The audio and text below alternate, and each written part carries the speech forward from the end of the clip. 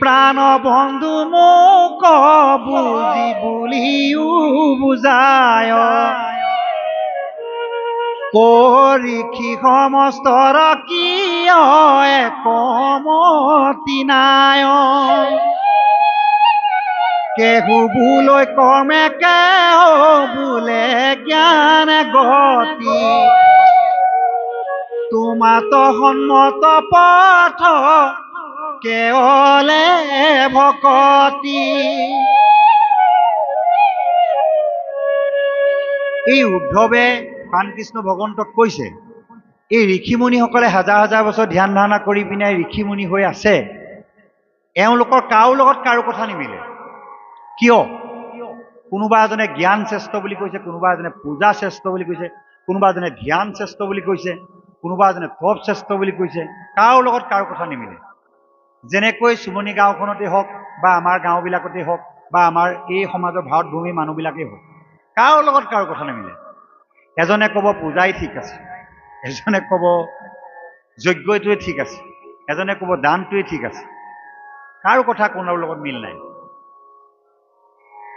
কিন্তু শাস্ত্ৰই কি কৈছে শুনক, ভগৱানে এই সুন্দৰ বিশ্বব্ৰহ্মাণ্ডখন সৃষ্টি কৰি প্ৰথমতে নিজৰ দেহৰ পৰা প্ৰকৃতি স্বৰূপা মহামায়াক সৃষ্টি কৰিলে। এগৰাকী মহামায়া পত্নী সৃষ্টি কৰিলে প্ৰকৃতি স্বৰূপা মহামায়াক। অকলহৰে কৰো কত কাজ হৃদয় পৰা কৰিলো প্ৰকৃতি কবাজ। হৃদয় পৰা প্ৰকৃতি স্বৰূপা এগৰাকী মহামায়াক সৃষ্টি কৰিলে। তাৰ পাছত সেই মহামায়াৰ দ্বাৰা তিনিজন শ্ৰেষ্ঠ দেৱতাৰ সৃষ্টি কৰিলে, ব্ৰহ্মা বিষ্ণু আৰু মহেশ্বৰ। ব্ৰহ্মাক সৃষ্টি কৰিবলৈ লগালে, বিষ্ণুক পালন কৰিবলৈ লগালে আৰু শিৱক সংহাৰ কৰিবলৈ লগালে। তিনিজনক তিনিটা দায়িত্ব দিলে। তাৰ পাছত ৩৩ কোটি দেৱতা সৃষ্টি কৰিলে এই ডিপাৰ্টমেণ্টবিলাক শৃংখলাবদ্ধভাৱে চলাবলৈ। যেনেকৈ আমাৰ ভাৰতবৰ্ষৰ প্ৰধানমন্ত্ৰীয়ে মন্ত্ৰীমণ্ডলী ৰাখিছে, বিত্তীয় বিভাগ, স্বাস্থ্য বিভাগ, বিভিন্ন বিভাগ যেনেকৈ আছে দায়িত্ব দি থৈছে, ঠিক তেনেদৰে দেৱতাসকলকো এই বিভাগবিলাক চমজাই দিলে। ইন্দ্ৰক দিলে স্বৰ্গ ৰাজ্যৰ ৰজা হিচাপে দায়িত্বটো দিলে।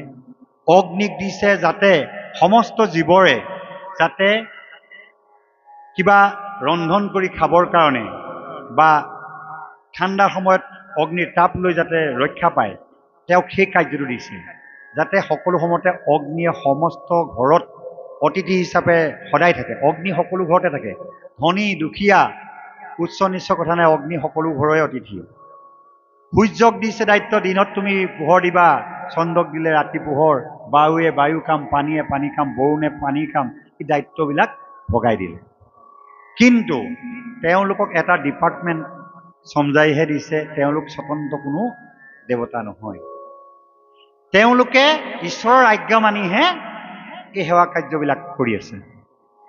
আজি ইন্দ্ৰৰ ৰাজত্ব চম্ভালি আছে দেৱতাসকলক লৈ। শিৱই শিৱৰ কাম সংহাৰৰ কাম কৰিছে, ব্ৰহ্মাই সৃষ্টি কৰিছে। তেওঁলোক জগতৰ ঈশ্বৰ নহয়।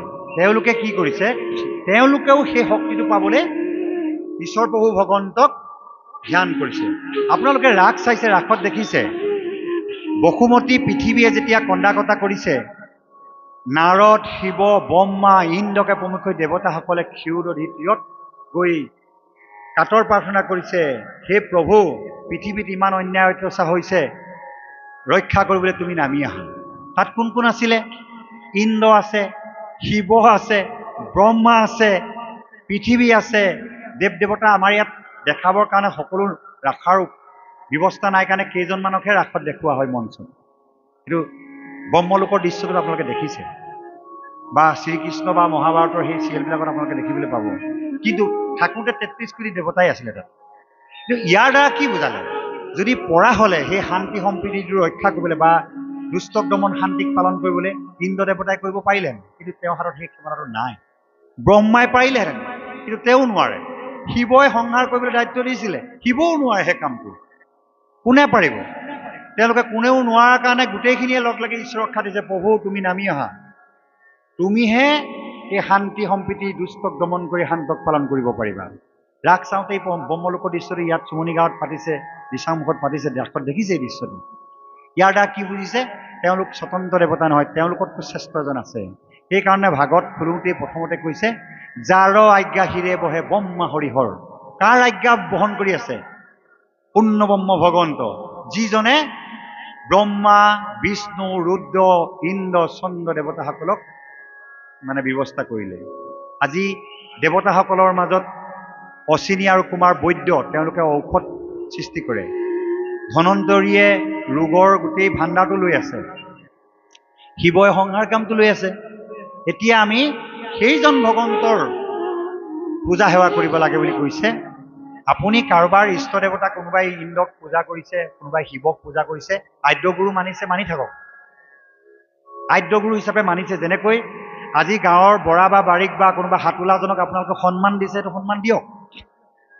গাঁৱৰ বুঢ়া বকৰজনক সন্মান দিছে, দিয়ক। কিন্তু তেওঁ কাক পূজা কৰে সেইটো এবাৰ চাব লাগিব। আজি আমি কোম্পানী এটাৰ ব্ৰাঞ্চ মেনেজাৰজনৰ লগত যোগাযোগ কৰিছোঁ, হয়। মেনেজাৰজনতকৈ ওপৰত এজন মালিক আছে, সেই মালিকজন কোন সেইটো জানিব লাগিব। এতিয়া আমি ইন্দ্ৰ চন্দ্ৰ দেৱতাকে প্ৰমুখ্য শিৱ ব্ৰহ্মাকে আদি কৰি লগত আমি যোগাযোগ ৰাখিম, তেওঁলোকক গুৰু হিচাপে তেওঁলোকক আমি মানি ল'ম। কিন্তু তেওঁলোকে কাক পূজা কৰিছে এই কথাটো জনাটো দৰকাৰ। সেইকাৰণে ইয়াত এটা কথা কৈছে কি, যে কেহু বোলে কৰ্ম কেহু বোলে জ্ঞানে গতি, তোমাৰ সন্মত পথ কেৱলে ভকতি। এই ঋষিসকলৰ কাৰো যে মত মিল নাই, কাৰো লগত কাৰো মিল নাই। ঠিক তেনেদৰে আমাৰ অঞ্চলবিলাকতো বা গাঁওবিলাকতো, আমাৰ ভাৰত ভূমি অসম ভূমিত কাৰো লগত মিল নাই। আজি ইছলাম ধৰ্মে বেলেগ কৈছে, হিন্দুৱে বেলেগ কৈছে, খ্ৰীষ্টানে বেলেগ কৈছে, বা গাঁওখনতে কাৰো মিল নাই, কোনেও কাৰো কথা নুশুনে। কিন্তু ভগৱানে কোৱা কথাটো শুনিবলৈ চেষ্টা কৰিব লাগে।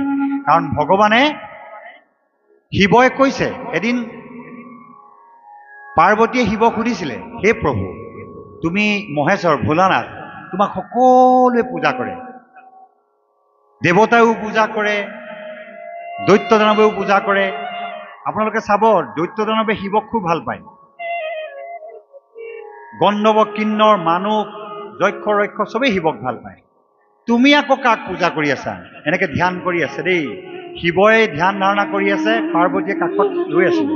এদিন দুৰ্গা অৰ্থাৎ পাৰ্বতীয়ে সুধিলে, তুমি কাক সেৱা পূজা কৰি আছা? এই কথাটো ভাগৱত শাস্ত্ৰত লিখিছে।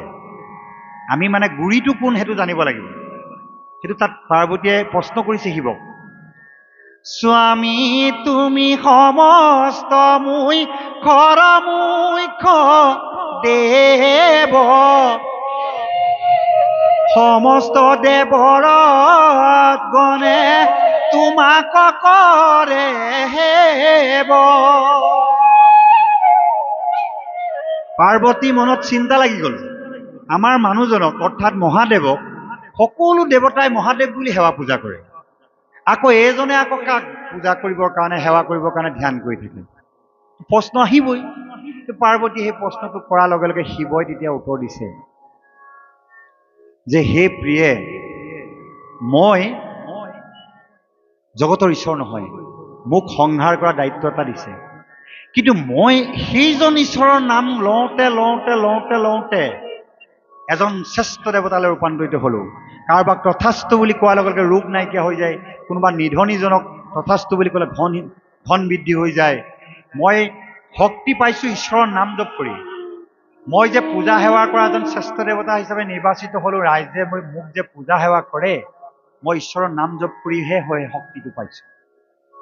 আজি যে ইন্দ্ৰ চন্দ্ৰ সূৰ্য দুৰ্গা কালী লক্ষ্মী এইবিলাকে ঈশ্বৰৰ নাম জপিহে শক্তিমন্ত হৈছে। সেইকাৰণে ঈশ্বৰক মই অহনিশে সহস্ৰ নাম, 1000টা নাম অহনিশে জপি থাকোঁ, যাৰ কাৰণে মই ইমানেই শক্তিমন্ত হৈ আছোঁ আৰু ঈশ্বৰৰ নাম চিন্তা কৰোঁতে কৰোঁতে মই মহাশক্তিধৰ হৈছোঁ আৰু আনক মই উপকাৰ কৰিবলৈ, বৰ দিবলৈ সক্ষম হৈছোঁ। এই তত্ত্বটো শিৱই পাৰ্বতীক কৈছে। তাৰ পাছত লক্ষ্মীয়ে এদিন নাৰায়ণক লগত আলোচনা কৰি থাকে। নাৰায়ণে সুধিছে, কি মানুহে তোমাক ধন পাবৰ কাৰণে সদায় লক্ষী পূজা কৰে, তুমি লক্ষী পূজা নকৰা ভকতসকলক কিবা দুখ দেখা নেকি? তেতিয়া আকৌ লক্ষীয়ে এই কথাটো নাৰায়ণ আগত কৈছে। আমি ভাবোঁ কি বিশ্বকৰ্মা পূজা নকৰিলে কিজানি গাড়ী মটৰ নহ'বই, লক্ষী পূজা নকৰিলে ধন সম্পত্তি নহ'বই। এবাৰ ভালকৈ ভাবক, আজি ইছলাম ধৰ্মৰ মানুহবিলাক, খ্ৰীষ্টান ধৰ্মৰ মানুহে লক্ষী পূজা নকৰে, তথাপিতো ধন টকা পইচা গাড়ী গুৰা হৈছে। আমাৰ যিসকল মানুহে লক্ষী পূজা নকৰাকো ধন টকা পইচা হৈ যাব। লক্ষী আপোনাৰ একদম মৰমৰ মানুহ হৈ যাব। কেনেকৈ? আজি আমাৰ এই অঞ্চলৰ ধৰক ৰত্নেশ্বৰ ৰায় ডাঙৰীয়া এজন গণ্যমান্য ব্যক্তি, তেওঁৰ লগত ভাল হৈ থকা মানুহজন, তেওঁ বন্ধু এক বা মৰমৰ আত্মীয়জনৰ লগত তেওঁ মানুহগৰাকী বা তেওঁ ঘৰৰ মানুহকেইটা ভাল হ'বই।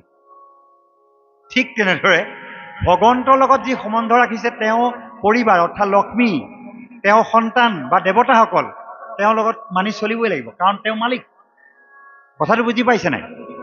কথাটো তেনেকুৱা।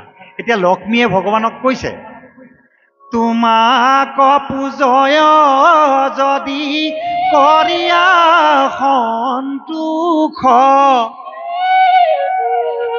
একো কালে নধৰো তাৰ গুণ দুখ।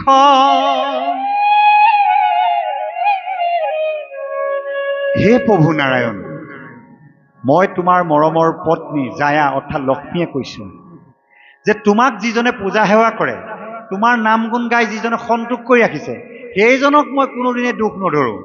তেওঁক সদায় সম্পদ দিওঁ, সুখী কৰি ৰাখোঁ। কেতিয়াবা কেতিয়াবা কোনোবা ভকত বৈষ্ণৱক মই দুখ দিওঁ, ধন টকা পইচা কমাই দিওঁ, এইটো কাৰণে। তেতিয়া বিষ্ণু আৰু নাৰায়ণে লক্ষ্মীক প্ৰশ্ন কৰিছে যে মোৰ ভকতসকলক যে ধনটো কমাই দিয়া কেলে?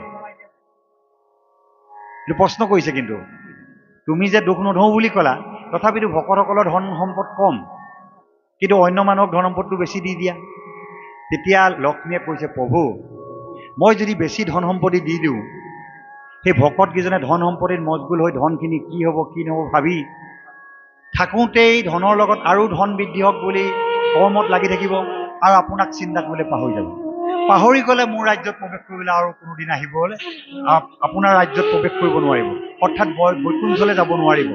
তেওঁ আকৌ এই পৃথিৱীতে জন্মগ্ৰহণ কৰি আয়াজাত কৰি কৰি বাৰে বাৰে জন্মগ্ৰহণ কৰিব লাগিব। সেইটো কাৰণে এই পৃথিৱীত তেওঁক ধন সম্পদ অলপ কমাই দিওঁ, যাতে ধন সম্পদৰ চিন্তাটো তেতিয়া নাথাকিলে তেওঁ ঈশ্বৰৰ চিন্তাত লাগিব পাৰিব। আৰু এনে কিছুমান ধনী ব্যক্তি আছে যিসকলক মই ধন সম্পদ বৃদ্ধি কৰি দিওঁ। বোলে কেনেকৈ? সেইসকলক কেনেকৈ দিওঁ? যিসকল ব্যক্তিয়ে ধন সম্পদ থকা স্বত্বেও মোক চিনি পায়, অৰ্থাৎ আপোনাক পূজা সেৱা ঈশ্বৰ বুলি মানি লৈ পুৱা গধূলি আপোনাৰ ভগৱানৰ গুণনাম গাই থাকে, শুনি থাকে, ভকত বৈষ্ণৱ গ'লে সেৱা সৎকাৰ কৰে, নামঘৰ মন্দিৰ বনাবলৈ ধন সম্পদ দিয়ে, ধন টকা পইচা খৰচ কৰে, দুখী দৰিদ্ৰ অনাথসকলৰ কাৰণে ধন টকা পইচা খৰচ কৰে, সেইসকলক মই ধন দি থাকোঁ। কাৰণ তেওঁলোকে আপোনাক পাহৰি যোৱা নাই, ধন হোৱাৰ পাছতো অহংকাৰ হোৱা নাই, ধন হোৱাৰ পাছতো ঈশ্বৰ চিন্তাৰ পৰা এৰি দিয়া নাই। এইখিনিতে এটা সুন্দৰ কাহিনী মনত পৰিছে, মই কৈ দিওঁ যে লক্ষী কেলেই কেনেকৈ হেৰি হৈ থাকে। সেইকাৰণে লক্ষীয়ে ভগৱন্তক কৈছে, মই এই কাৰণে ভকতসকলক বেছি ধন নিদিওঁ, কাৰণ তেওঁলোক বৈকুণ্ঠলৈ যাবই লাগিব। বেছিকৈ দি দিলে তেওঁলোক লোভত পৰি অকল ধনৰ কথা চিন্তা কৰি থাকিব। আৰু যিসকল ধনী মানুহক ধন দিওঁ, যদি ঈশ্বৰক যদি চিন্তা কৰিছে গতি পাই যাব, ধন টকা পইচা থকাৰ স্বত্তেও ধনী বৈকুণ্ঠত প্ৰৱেশ কৰিব পাৰিব। যদি ধন টকা পইচা থকাৰ পাছত ঈশ্বৰ চিন্তা আহি দিয়ে, তেওঁ কিন্তু নৰকলৈ যাব লাগিব। এইবোৰ বিভিন্ন পাছৰ জন্মত হয়তো ভিক্ষাৰী হৈ জন্ম ল'ব লাগিব, অন্যান্য কিবা জন্মগ্ৰহণ কৰি দুখ কষ্ট পাব লাগিব। এইখিনিতে এটা কথা কওঁ, কিছু কিছু ব্যক্তিয়ে নামঘৰৰ কাৰণে বা ধৰ্ম অনুষ্ঠানৰ কাৰণে পইচা বিচাৰি গ'লে অহংকাৰত কয়, ইমান কষ্ট কৰি ধন ঘটিছোঁ মোৰ নিজৰ ভাজ্যা পুত্ৰ পোহপাল দিবলৈ, ধৰ্ম কৰিবৰ কাৰণে জাকে তাকে পইচা দিবলৈ মই ধন ঘটা নাই নহয়। কিন্তু তেওঁ ভবা নাই, তেওঁক সুস্বাস্থ্য এটা দি ঈশ্বৰে ৰাখিছে কাৰণে ধন তেওঁ ঘটিব পাৰিছে। তেওঁক কপালত ঈশ্বৰে ধন লেখি থৈছে কাৰণে তেওঁ ধন ঘটিবলৈ সক্ষম হৈছে। এনেকুৱা এটা বেমাৰ নাই, এটা বেমাৰতে তেওঁ জীৱনৰ সমস্ত ধন শেষ কৰি দিবলগীয়া হৈ যাব পাৰে। এনেকুৱা এটা দুৰ্যোগ আহি যাব পৃথিৱীত। আগতে তেনেকুৱা বহুত দৃষ্টান্ত আছে। বিক্ৰমাদিত্য ৰজাই 10,000 অশ্বমেধ যজ্ঞ কৰিছিল। ৰাজ চক্ৰৱৰ্তী ৰজা আছিলে। আপোনালোকে জানে বিক্ৰমাদিত্য ৰজাৰ কথা সৰুতে চবেই পঢ়িছে। বিক্ৰম বেতাল বুলি এখন চিৰিয়েলো চাইছিলে আপোনালোকে। কিন্তু বিক্ৰমাদিত্য ৰজা ইমান ধৰ্ম কাৰ্য কৰাৰ স্বত্বেও এবাৰ ভুল কৰি ভৱানী পূজা কৰিলে। যি ভগৱানক পূজা কৰাৰ পাছত ভৱানী পূজা বা অন্যান্য পূজাত লাগি থাকে, তেওঁলোকৰ মানে পাছত আকৌ চৰাই চিৰিকটি দুখ যান্ত্ৰণা লাভ কৰিব লাগে। সেইকাৰণে সেই ভুলটো কৰাৰ কাৰণে তেওঁ দাৰুক চোৱাই জন্ম ল'বলগীয়া হ'ল। শাস্ত্ৰত লিখিছে, ঘোষা শাস্ত্ৰত লিখিছে, গোবিন্দ কণাৰাধিয়া কোন কালে কোন জনে, সুখী হুয়া আছে কোন জন, হেন মনে শিক্ষা ধৰি দাউকে বোলয় সদা, কোৱা কোৱা কোৱা ক বচন।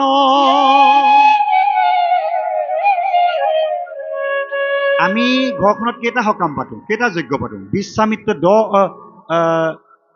কয় আমাৰ বিক্ৰমাদিত্যই 10,000 অশ্বমেধ যজ্ঞ কৰিছিলে। তাৰ পাছতো তেওঁ কি হ'ল? দাৰুক চৰাই হৈ জন্ম ল'বলগীয়া হ'ল। এই যে গধূলি সময়ত নামঘৰত চাকি জ্বলাব সময়ত যে, দবা কোবাব সময়ত যে এই দাউকবিলাকে চিঞৰে, কিয় কাৰণে? পূৰ্বতে বিক্ৰমাদিত্য ৰজাই ঈশ্বৰ চিন্তাতে ঈশ্বৰৰ দাসত্ব স্বীকাৰ কৰি আছিলে, কিন্তু ঈশ্বৰক বাদ দি আকৌ ভৱানী পূজাত লাগি গ'ল, যাৰ ফলশ্ৰুতিত তেওঁ দাউক চৰাই হৈ জন্ম ল'বলগীয়া হ'ল। ঈশ্বৰক গোবিন্দক নাৰাধিয়া কোন কালে কোন জন, সুখী হৈয়া আছে কোন জন। গোবিন্দ কৃষ্ণক আৰাধনা নকৰাকৈ কোন কালত কোনজন সুখী হ'ব পাৰিছে? হেন শুনি দাউকে বোলয় কোবা কোবা কোবাক্য বচন। এই দাউকবিলাকে এতিয়া অনুতপ্ত হৈ চিঞৰি থাকে। আপুনি ময়ো যদি ধন টকা পইচা হোৱাৰ পাছত যদি ঈশ্বৰ পূজা এৰি বেলেগ পূজাত লাগি যাওঁ, আমিও দাউক চৰাই হৈ বাঘ সিংহ কুকুৰ হৈ জন্ম ল'ব লাগিব। শাস্ত্ৰই সেইটো ঘোষণা কৰিছে। সেইকাৰণে আৰু যিজনে আকৌ ঈশ্বৰ চিন্তাত লাগি থাকে, তেওঁ এইবোৰ জন্ম ল'ব নালাগে। কাৰণ ঘৰখনত আজি মোৰ এগৰাকী ধৰ্মপত্নী আছে। মোৰ মানুহগৰাকীয়ে মই থকা স্বত্তেও মোক এৰি যদি বেলেগ এজন মানুহৰ লগত শাৰীৰিক সম্পৰ্ক ৰাখে, সেইটো ব্যভিচাৰ। কাৰণ তেওঁ এজন স্বামী গৰাকী আছিল। সমাজক সাক্ষী কৰি তেওঁক পত্নী মৰ্যাদা দিয়া হৈছিল। আৰু যদিও মই যদি এগৰাকী মোৰ ধৰ্মপত্নী থকাৰ স্বত্তেও যদি মই বেলেগ এগৰাকী মাইকী মানুহৰ লগত শাৰীৰিক সম্বন্ধ বজাই থাকোঁ, সেইটো ব্যভিচাৰ। অৰ্থাৎ মই ধৰ্ম সাক্ষী কৰি এজনী পত্নী বিয়া কৰাইছিলোঁ। এই যে ঘৰৰ গৃহস্থজন থকা স্বত্তেও বেলেগৰ লগত সম্বন্ধ ৰখাটো ব্যভিচাৰ বুলি কৈছে, ঠিক তেনেদৰে বিশ্বব্ৰহ্মাণ্ডৰ গৰাকী ভগৱান কৃষ্ণ থকাৰ স্বত্ব মানে তেওঁ থকা অৱস্থাত তেওঁ কৰি যদি অন্যক পূজা সেৱা কৰি থাকিলে, সেইটো ভক্তি ব্যভিচাৰ বুলি কোৱা হৈছে। তাৰমানে ভগৱান অসন্তুষ্ট হয়। তেতিয়া কি হয় বুলি কৈছে? এ ৰাম কৃষ্ণ দেৱতাক অন্য দেৱ সম, বোলয় যিটো মূৰ্খ মতি, চৌৰাশী নৰক ভুঞ্জি পাপৰ জনিত সিটো, অৱশ্যে হৈব উৎপত্তি। কৃষ্ণ দেৱতা আমাৰ স্বামী, তেওঁক এৰি যদি বেলেগক সেৱা পূজা কৰোঁ, বেলেগৰ দাসত্ব স্বীকাৰ কৰোঁ, আমি 84 নৰক ভুঞ্জি পাপৰ জনিত আমি বাৰে বাৰে জন্মগ্ৰহণ কৰি থাকিব লাগিব। সেইকাৰণে আপোনালোকে নেভাবিব ঘৰৰ গৃহস্থজনক যেতিয়া সন্তোষ কৰিলে ঘৰৰ সকলো সন্তুষ্ট হৈ যায়।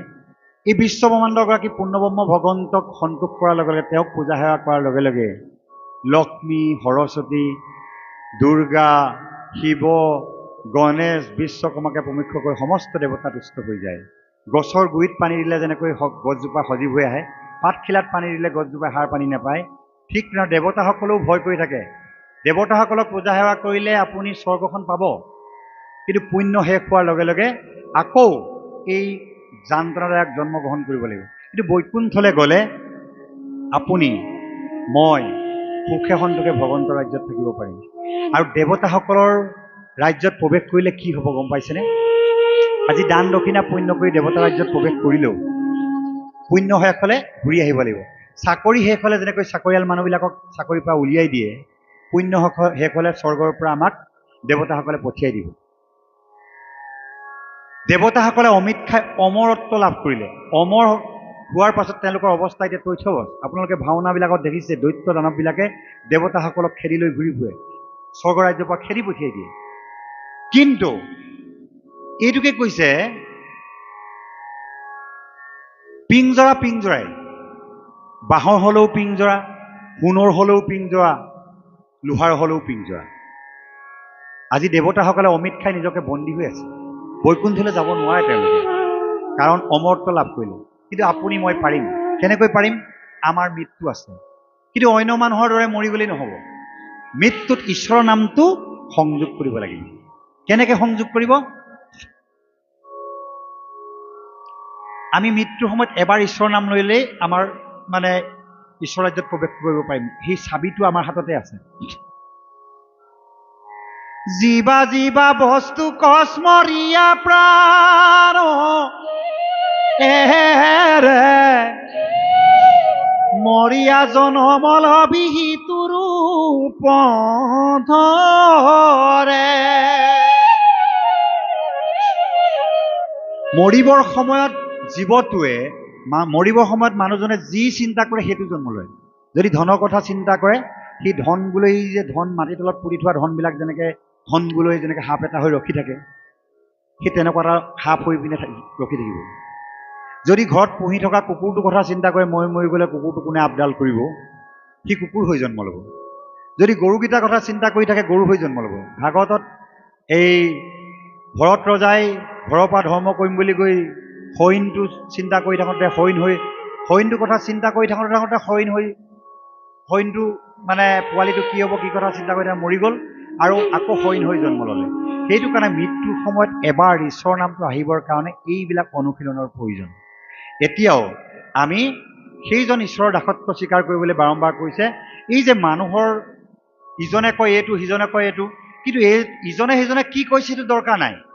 আপুনি নিজৰ আত্মাৰ কল্যাণৰ কথা চিন্তা কৰিবলৈ হ'লে, ঘৰখনৰ সকলোৱে মংগলৰ কথা চিন্তা কৰিবলৈ হ'লে ভগৱানে কি কৈছে সেইটো শুনক। ভগৱানে কি কৈছে? ঋষিসকলৰ বা ভকতসকলৰ কাৰো মত কাৰো লগত মিল নাই। মই যিটো কৈছোঁ সেইটোৱে শুনা। আমাক পাইবাৰ পন্থ কেৱলে ভকতি। ঈশ্বৰে কৈছে মোক পাবলৈ হ'লে অকল মাত্ৰ পথ এটাই, সেইটো ৰাস্তাত যাব লাগিব। কি? ভক্তি পথত যাব লাগিব। মোৰ নাম গুণ গাই ভকতৰ লগত থাকিব লাগিব। এতিয়া এটা কথা হৈছে কি, যেতিয়া ধন টকা পইচা হয়, ধৰ্ম অনুষ্ঠানৰ কাৰণে পইচা খুজিবলৈ গ'লে ক'ব মই এইবোৰ অকল ধৰ্ম কাৰ্যত খৰচ কৰিবলৈ মানে ঘটি থোৱা নাই। কিন্তু ঘৰত যেতিয়া এখন বিয়া পাতে লাখ লাখ টকা খৰচ কৰি দিয়ে, বাৰ্থডে এটা পাতোতে লাখ লাখ পইচা খৰচ কৰি দিয়ে। কিন্তু ধৰ্ম কাৰ্যত যেতিয়া মানে পইচা খোজে তেতিয়া দিবলৈ মন নকৰে। কিন্তু যিকেইজনে দি আছে ভগৱন্তই তেওঁক কৃপা কৰিব। এজন ভক্তক এবাৰ এজন ব্যক্তিয়ে একেবাৰে অৱস্থাহীন, কাপোৰ পিন্ধিবলৈ নাই, খাবলৈ নাই, এনেকুৱা মানুহক বৰ সহায় কৰে। তোমাক আজি মই বৈকুণ্ঠলৈ লৈ যাম, তুমি বৰ পুণ্য কৰ্ম কৰিলা। ভগৱন্তই এজন ভকতক কৈছে তুমি মোৰ লগত বৈকুণ্ঠলৈ ওলোৱা। তেতিয়া সেই ভকতজনে ভগৱন্তক প্ৰশ্ন কৰিছে, মই বৈকুণ্ঠলৈ কেনেকৈ যাম বাৰু, মোৰতো তেনেকুৱা কোনো পুণ্য নাই। তেতিয়া ভগৱন্তে কৈছে তুমি বহুত পুণ্য কৰি থৈছা। কেতিয়া কৰিলো? এই যে মানুহ এজনে গছৰ তলত কঁপি কঁপি বহি আছিলে, গাত কাপোৰ নাই, তুমি কাপোৰ দিছিলা। সেইজন কোন বুলি ভাবিছিল? সেইজন মই তেওঁৰ ৰূপত মই আছিলোঁ, কাৰণ মই সকলোৱে হৃদয়ত থাকোঁ। আৰু সেই মানুহজনে যে খাবলৈ নাপায় ভোকত অন্তকণ্ঠ শুকাই গৈছিল, তুমি যে কিবা খাবলৈ দিছিলা, সেইজন কোন বুলি ভাবিছিলা? সেইজন কোনো ভিক্ষাৰী মানুহ নহয়, সেইজন সেইজনৰ হৃদয়টো মই আছিলোঁ। কিমান যে ভাবি আছিলোঁ কোনোবা এজনে মোক কিবা এটা খাবলৈ দিয়ক, কিন্তু মোক সকলোৱে মুখৰ আগেদি পাৰ হৈ যায়, একো এটা খাবলৈ নিদিয়ে। কিন্তু তুমি মোক এমুঠি খাবলৈ দিছিলা। সেই পুণ্যবোৰ সঞ্চয় হৈ আজি তুমি ইমানেই পুণ্যৱন্ত হলা, তোমাক আজি মই ভগৱান হিচাপে কৈছোঁ, তোমাক মই মোৰ ৰাজ্যলৈ লৈ যাম। সেইকাৰণে আপোনালোকে তাৰ পৰা আদৰ্শ এটা লওক।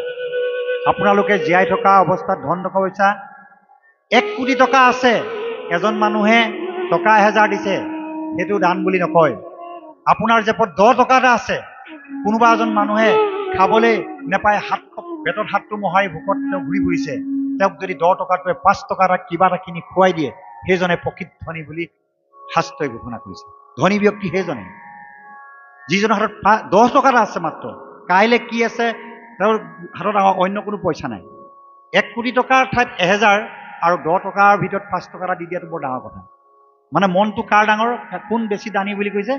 সেইজন ব্যক্তি যাৰ হাতত মাত্ৰ 10 টকা এটা আছিল, তাৰে 5 টকা এটা কাৰোবাৰ ভোক নিবাৰণৰ কাৰণে দি দিয়াটো।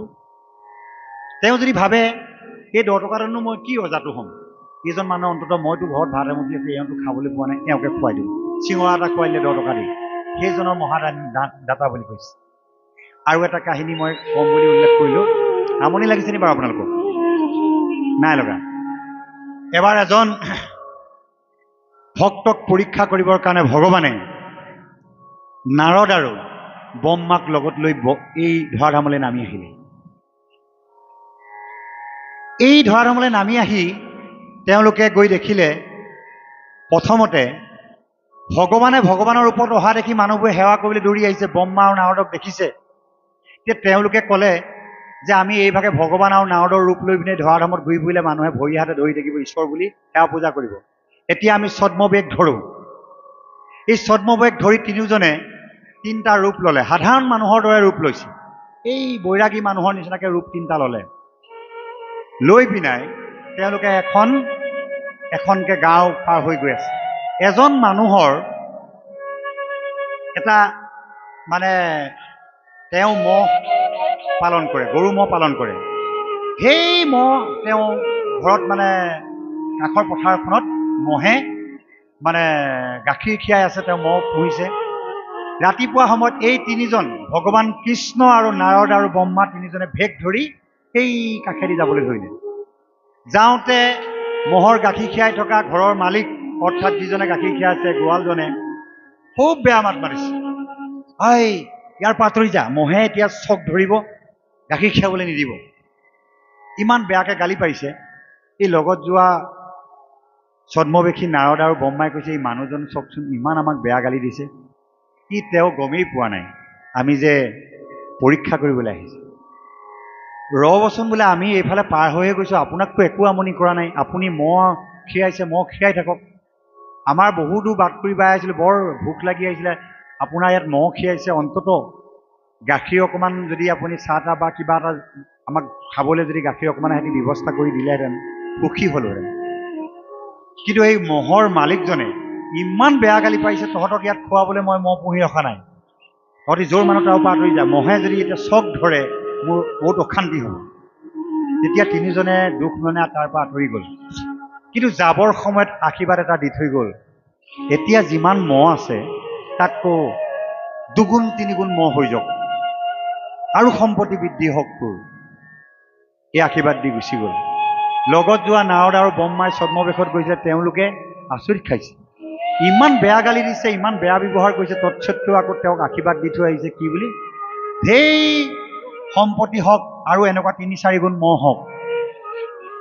তাৰ পাছত এটা ঘাটলৈ গ'ল। তেওঁলোক ঘাটটো পাৰ হ'বলৈ লৈছে। ইয়াত ৰত্নেশ্বৰ আতৰি ডাঙৰীয়া আছে, মই তেখেতক জনাবৰ কাৰণে বুজাবৰ কাৰণে নাই কোৱা। এইটো শাস্ত্ৰসন্মত কাহিনী এটা, কাৰণ এখেতেও এটা মহাপুণ্য কৰ্ম কৰি আছে, ঘাট এটা চলাই আছে। প্ৰভু ৰামচন্দ্ৰইও এটা সময়ত যমুনা ঘাট পাৰ হ'বলৈ যাওঁতে ভক্ত ভৰতে ঘাটৈ কাম কৰিছিল।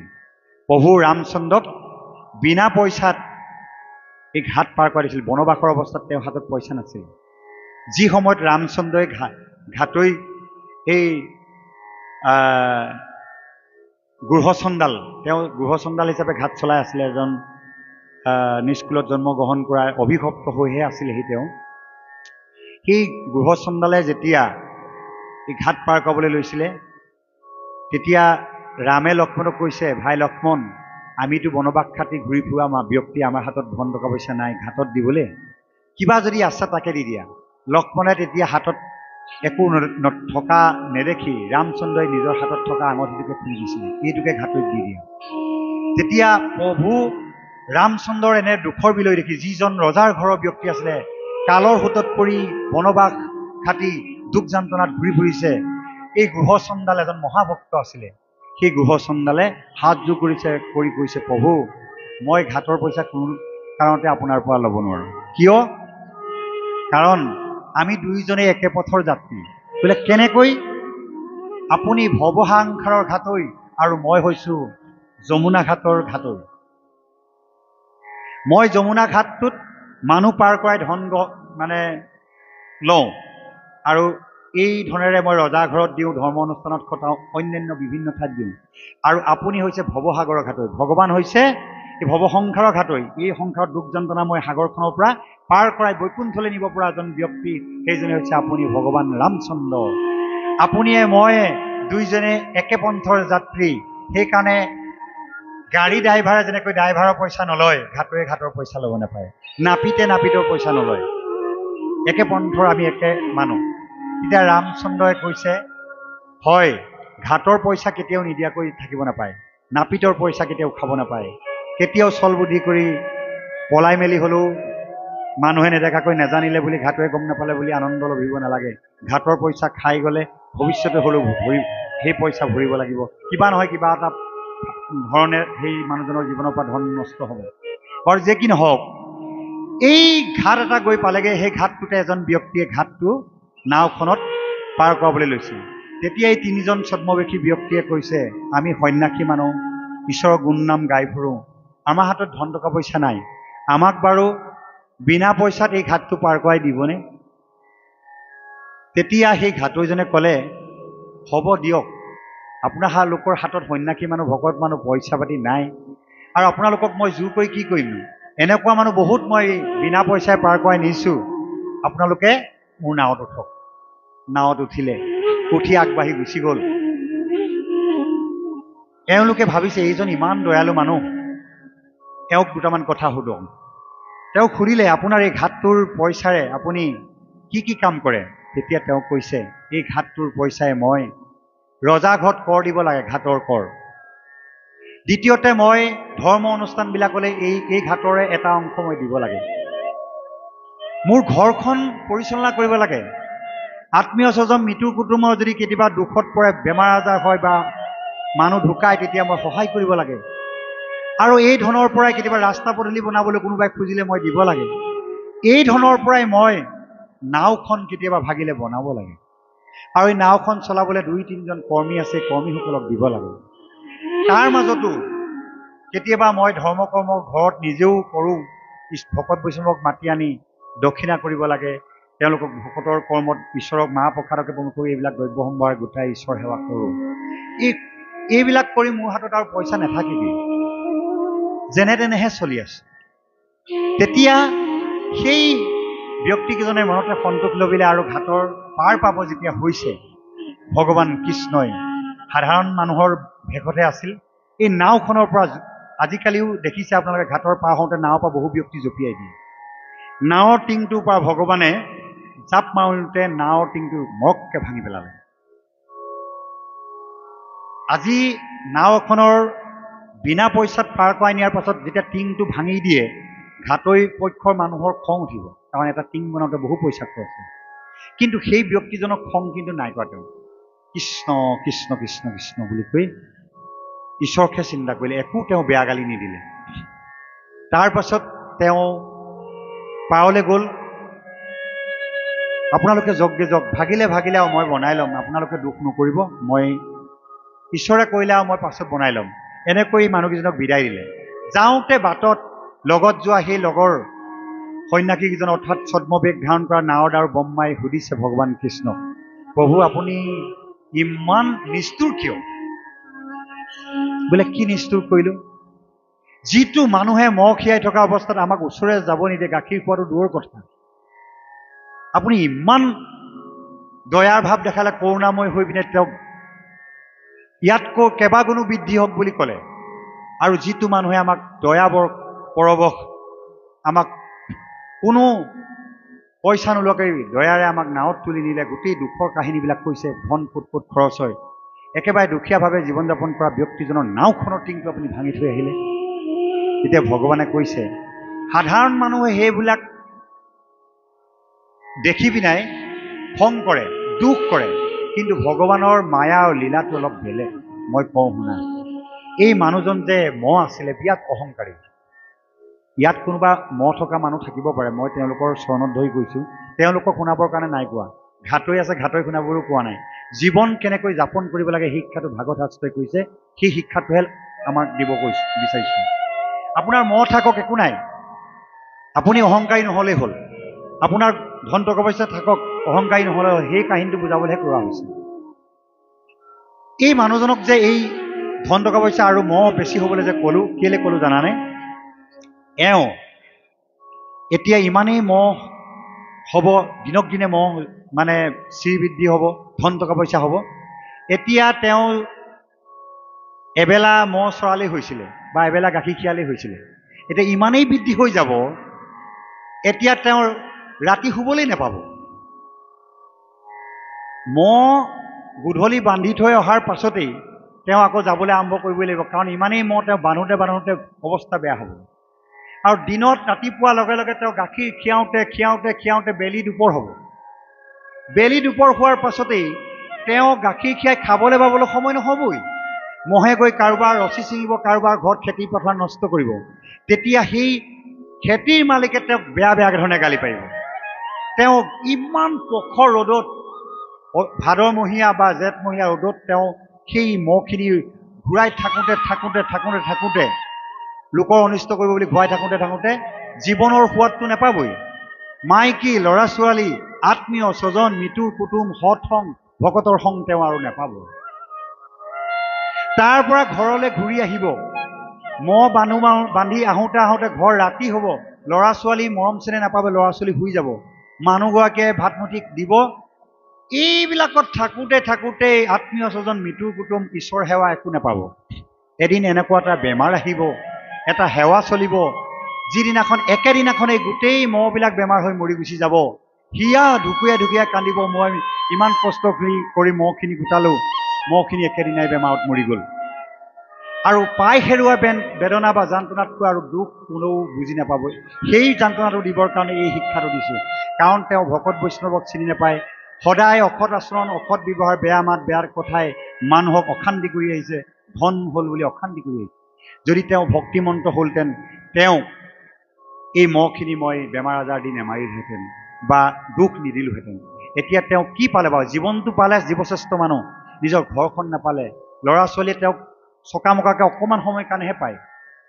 মাইকী মানুহে মতাৰ মৰম নাপালেই, মৃত্যুৰ কুটুমে তেওঁক ভালকৈ দেখিয়ে নাপালে। কোনো উৎসৱত বা মৃত্যুৰ ঘৰত সুখে দুখে তেওঁ যাবলৈ নেপালে তেওঁ কোনো ধত সংলে। আৰু এইবোৰ কৰি থাকোঁতে যিখিনি পাপ হ'ল, পাপৰ ফলত এদিন তেওঁ নৰকলৈ যাব। যুগ ধৰি নৰকৰ যান্ত্ৰণাত থকাৰ পাছত যুগ পোক, সাপ, সিংহ, বেং হৈ তেওঁ জীৱন কটাব লাগিব। ইমান এটা লীলা যে আপুনি কৰিব বুলি ভবা নাছিলে। কিন্তু এই ধাৰ্মিক ঘাটৈজনক আপুনি যে এই টিংটো ভাঙি কেলে কষ্ট দিলে, সেইটোতো আপুনি ভুল কৰিছে প্ৰভু। তেতিয়া ভগৱান কৃষ্ণই নাৰদ আৰু ব্ৰহ্মাক কৈছে, শুনা, তোমালোকে বুজিলানে বাৰু? সেই ঘাটৈজনে আমি পইচা নাই বুলি কোৱাৰ সত্ত্বেও আমাৰ অৱস্থা দেখি আমাক লৈ যাম বুলি ক'লে। প্ৰথম দয়া ভাৱটো আছে যে এনেকুৱা মানুহ কটৰ পাৰ কৰাই নিছোঁ ঠিকনা নাই। আজি যদি কোনোবা দেশৰ ৰজা এজন আহিলে, নেলাগে প্ৰভু আপুনি পইচা দিব নালাগে, আপুনি ফ্ৰীকৈ উঠকচোন। এতিয়াও আমাৰ কোনোবা ৰজা ঘৰৰ মানুহ আহিলে, ৰাজকাৰ্যৰ লগত জড়িত থকা মন্ত্ৰী এম এল এ আহিলে আমাৰ পইচা নলয় ধৰক। কিন্তু সেই যুগতো ৰজা আহিলে নলৈছিলে। কিন্তু দুখীয়া মানুহ এজনে এইজনে টিকেট নল'লে বা পইচা নিদিলেতো নিনিয়ে ধৰক। কিন্তু আমাক পইচা নোলোৱাকৈ, আমাক ধন নোলোৱাকৈ ঘাটটো পাৰ কৰাই দিলে। তাৰ পাছত তেওঁ জীৱনৰ গোটেই দুখৰ কাহিনীবিলাক কৈছে। যি ধৰণে উপাৰ্জন কৰিলে, এটিকে ৰজা ঘৰত দিয়ে, কৰ দিয়ে, দুখী দৰিদ্ৰক দিয়ে, ধৰ্ম কাৰ্যত দিয়ে, ঘৰৰ চলাই, নাৱৰ মানে বাৰে নাওখন মেৰামতি কৰিব লাগে, কৰ্মীসকলক দৰমহা দিব লাগে, তাৰ উপৰি ধৰ্ম কাৰ্যত তেওঁ নিজেই ধৰ্ম কৰিব লাগে, ঘৰখনো প্ৰথমটিহে চলাই আছে। ইমানখিনি যোৰা বতা দিয়াৰ পাছতো মানুহটোক মই নিৰোগী কৰি ৰাখিছিলোঁ। ঘৰখনত তেওঁ বেমাৰ আজাৰ মই দিয়া নাই। ধৰ্ম আৰ্জন কৰিবলৈ তেওঁক এটা পদ দিছিলোঁ। এই টিংটো যে ভাঙি দিলে কেলে, সেইটোহে লাগে মোক বোলে এতিয়া। তেতিয়া কৈছে, টিংটো এটা চিন দি থৈ আহিছোঁ। আজি যদি মোৰ নাও এখন হেৰাই, আজি দুদিনমানৰ আগত এখন হেৰাই গ'ল, পালোঁ বাৰু ভগৱন্তৰ কৃপাত, বাসুদেৱৰ কৃপাত। মানুহে সোধে টিংখন, নাওখনৰ চিন কি আছে বোলে। কোনোবাই কয় বোলে নাওখনতে বোলে পইচা এটা বা কিবা চিন ৰাখি বোলে গজাল মাৰি থৈছোঁ, বোলে টিঙৰ ফালে এনেকুৱা বস্তু এটা লগাই থোৱা আছে, এনেকুৱা বোলে আমুকটো জেগাত এনেকুৱা কটা এডোখৰ আছে, এইটো চিন। এইটো আমাৰ মানুহৰ যেনেকৈ ডেড বডি এটা চিনাক্তকৰণ কৰিবলৈ আইডেণ্টিফিকেশ্যন মাৰ্ক এটা লাগে আমাৰ গাত, ঠিক তেনেদৰে সেই নাওখনত ভগৱন্তই এটা দাগ দি থৈ গৈছে। কেনেকৈ দিছে বুলি কৈছে চাওক। আৰু কেইদিনমানৰ পাছত এই অঞ্চলত এটা ব্যাগম ধুমুহা, বৰষুণ, ভূমিকম্প আহিব। আৰু যিদিনাখন এই ভূমিকম্পত এই বৃহত্তৰ অঞ্চলটোত যিমানকেইখন ঘাট আছে, এই ঘাটৰ চব নাও ভাগি ছিগি চুৰমাৰ হৈ যাব। কাৰণ সেইকেইটা মানুহ মহা অহংকাৰী, বহুত মানুহক অন্যায় কৰিছে, কিন্তু এই ব্যক্তিজন মহাধাৰ্মিক। যেতিয়া এই ধুমুহা, বৰষুণ, ভূমিকম্পত গোটেই নাওবোৰ ভাগি ছিগি উঠি যাব, প্ৰলয়ৰ দৰে হ'ব, তেতিয়া এই গোটেই নাওবোৰ যেতিয়া ভাগি ছিগি যাব, তাত ঘাটবিলাক বন্ধ হৈ যাব। তেতিয়া এই ঘাটটোৱেদি মানুহ আহিবলৈ ল'ব। কাৰণ এই নাওখনত মই গছকি টিংটো ভাঙি থৈ আহিছিলোঁ। এই নাওখনত মই এটা চিন দি থৈ আহিছোঁ, ভগৱানৰ চৰণৰ দ্বাৰা ভাঙি থৈ আহিছোঁ, যাতে এই নাওখনক ধুমুহা, ভূমিকম্প, গাজনি বা কোনো পানীয়ে ঠেলি এটাও নষ্ট কৰিব নোৱাৰে। এই নাওখন নিৰাপদে থাকিব। কোনো বানপানী, ভূমিকম্পই নাওখনে একো ক্ষতি কৰিব নোৱাৰে। নাও ভাগি থাকিব। যেতিয়া গোটেই নাওবিলাক ভাগি যাব, ঘাটবিলাক বন্ধ হৈ যাব, এই ঘাটটোত মানুহৰ ভিৰ বাঢ়িব। দুদিনমানৰ ভিতৰতে এই মানুহজন ধনী হৈ যাব। কিন্তু ধনী হ'লেও এওঁ অহংকাৰী নহয়। আৰু এওঁ ধন হ'লেও সৎ কামতে খটাব, ঈশ্বৰে দিছে বুলি গণ্য কৰিব। সেই চিন স্বৰূপেহে মই নাওখন টিংটো ভাঙি থৈ আহিছোঁ। ধন হোৱাৰ পাছত টিংটো বনাই ল'ব, নাওখন আকৌ নতুনকৈ মেৰামতি কৰি নতুন কৰি ল'ব, আৰু নতুন উদ্যমেৰে তেওঁ আকৌ ৰাইজৰ সেৱা কাৰ্যত ব্ৰতী হ'ব। সেইকাৰণে তেওঁক মই ধনধান্য অভিপন্ন কৰিলোঁ। তেওঁ বংশ, পৰিয়াল, আত্মীয় স্বজনে যে ধৰ্ম কাৰ্যত ধন খৰচ কৰি আছে, গোটেই বংশ পৰিয়াল সহিতে, মৃত্যু কুটুম সহিতে 21 পুৰুষক মই বৈকুণ্ঠ স্থান দিম, কাৰণ তেওঁ বহু পুণ্য কৰিলে। সেইকাৰণে ভাগৱত শাস্ত্ৰত এই কাহিনীবিলাক ৰাখিছে, যাতে দয়াৰে জীৱন যাপন কৰিবলৈ শিকক। সেই শিক্ষাবিলাক স্কুল কলেজত শিকোৱা নহয়, অকল ভাগৱত শাস্ত্ৰত শিকোৱা হয়। সেইকাৰণে এই বিভিন্নজনে বিভিন্ন কথা ক'লেও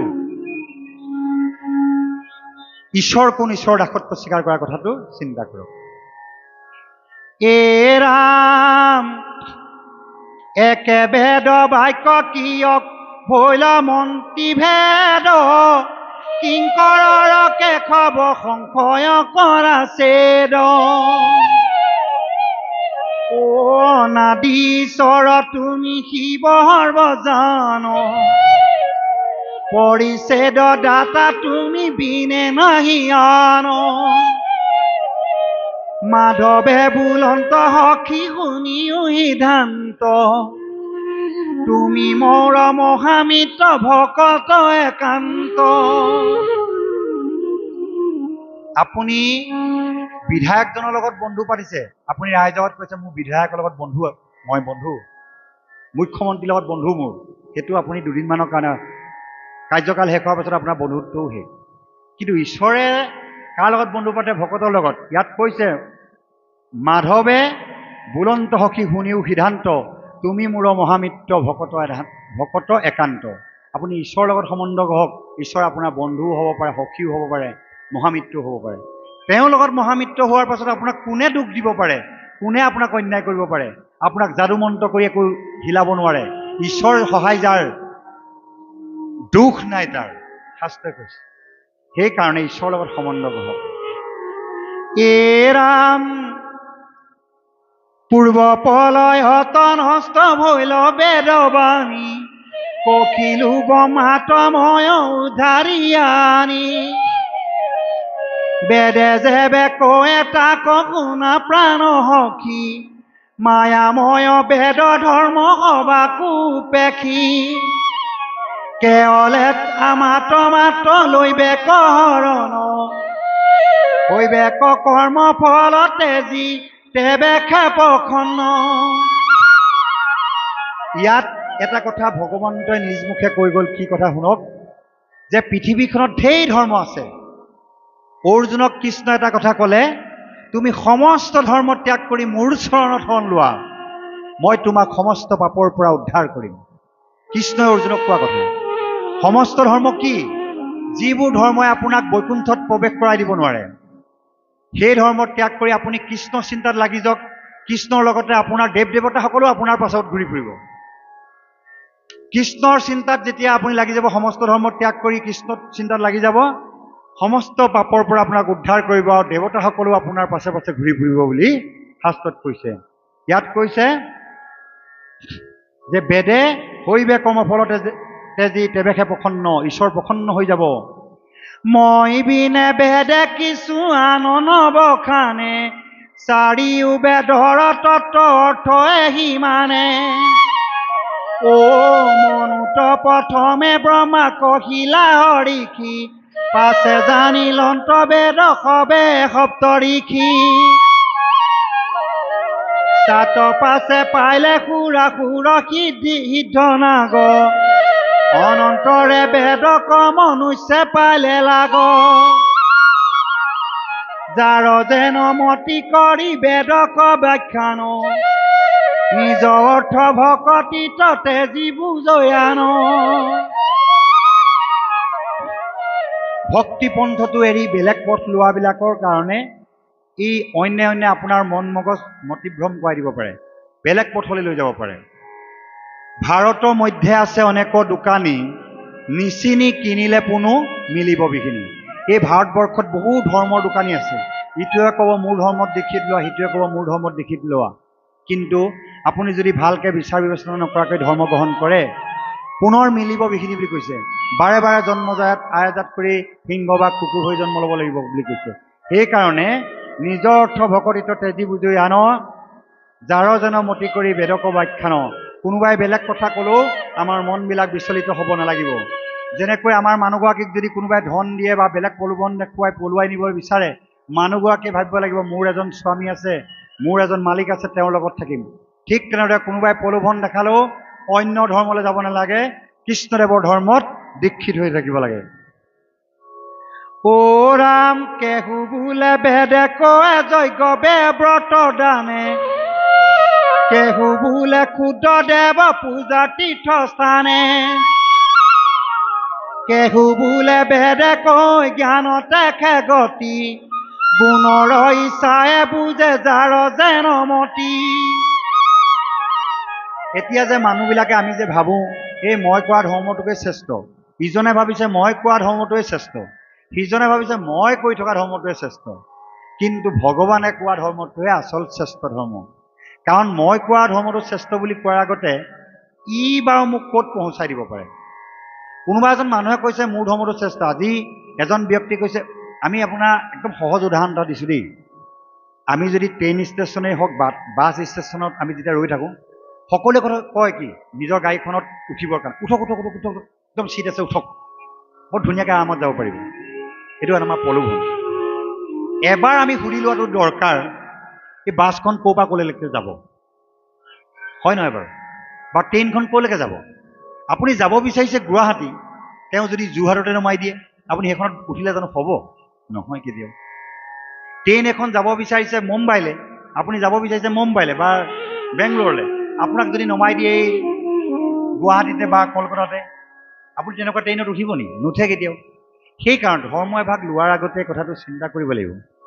মই সেই ধৰ্মত দীক্ষিত হ'ম, হয়, মই সেই ধৰ্মত দীক্ষিত হ'লে মই ক'লৈকে যাব পাৰিম, সেই যাত্ৰাটোত মোক ক'লৈকে আগবঢ়াই নিব সেইজন গুৰুৱে।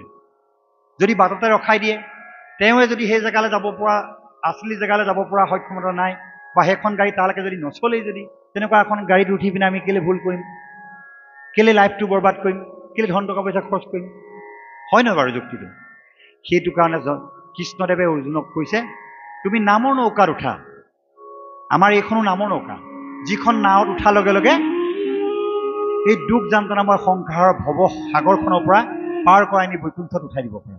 কিন্তু দেৱতাসকলে প্ৰলোভন দিয়ে মোৰ নাম লোৱা, মোৰ পূজা কৰা, কিন্তু তেওঁলোকে কিন্তু বৈকুণ্ঠলৈ নিব নোৱাৰিব, নিজৰ জেগাতে ৰাখি দিব। এদিন পুণ্য হ'লে আকৌ ঘূৰি আহিব লাগিব। সেইটো কাৰণে জীৱশ্ৰেষ্ঠ মানুহ হিচাপে ভগৱন্তই কোৱা কথাটো চিন্তা কৰিব লাগিব, যিটো আমাৰ আত্মাৰ কল্যাণৰ লগতে ঘৰখনৰ সমাজখনৰ কল্যাণ হয়। এ ৰাম কটু মন্দমতি শাস্ত্ৰ নকৰে বিচাৰ, কৰে কুল ধৰ্ম পূজা পুৰুষ আচাৰ। তাক এৰি লয় কটু পাখণ্ডৰ মতি, যাই মোক নপাৱে অধম দুগতি। গতি এখন নাৱে গতি কৰিছে বা বাছ এখনে গতি কৰিছে, ট্ৰেইনখনে গতি কৰিছে, আৰু সৎগতি। সৎগতি বুলি ক'লে কোনটো বুজায়? আমি যেতিয়া ধৰ্ম কৰি বৈকুণ্ঠত প্ৰৱেশ কৰিম সেইটো সৎগতি বুলি কৈছে। আৰু অধোগতি কোনটো বুলি কৈছে? যেতিয়া আমি বেয়া কাম কৰি নৰকলৈ যাম সেইটো অধোগতি। ইয়াত যায় অধোগতি বুলি ক'লে। এতিয়া কুল ধৰ্ম বা আচাৰ বা আমাৰ নিজ ধৰ্ম কোনটো বুলি কৈছে? স্বধৰ্ম। স্ব মানে নিজৰ, আৰু ধৰ্ম মানে কি বুলি কৈছে? ধৰ্মই। নিজৰ ধৰ্ম কোনটো বুলি কৈছে বাৰু? আজি আমি ঘৰত কৰি থকা কৰ্মবিলাক নিজৰ ধৰ্ম বুলি ভাবিছোঁ, কিন্তু শাস্ত্ৰই ভগৱানে আকৌ স্বধৰ্মটো কোনটো বুলি কৈছে? যে ভগৱানে যিটো কৈছে সেইটো স্বধৰ্ম। ভগৱানে কৈছে, শাস্ত্ৰত এই কথা লিখিছে, শ্ৰৱণ কীৰ্তন কৰি শ্ৰৱণ কীৰ্তন স্বধৰ্ম ভৈল যাহাৰ যমকাল মায়াৰ গুচিল অধিকাৰ।